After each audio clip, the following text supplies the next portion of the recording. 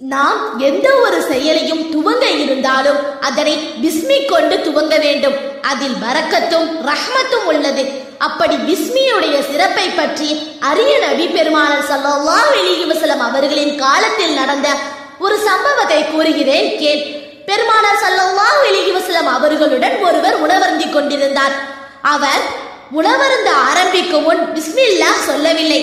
உணவருந்தி முடியும் சமயம் பிஸ்மில்லாஹி அவ்வலஹு வ ஆஹிரஹு என்று ஆரம்பத்திற்கும் முடிவிற்கும் சேர்த்து பிஸ்மில்லாஹ் சொன்னார்.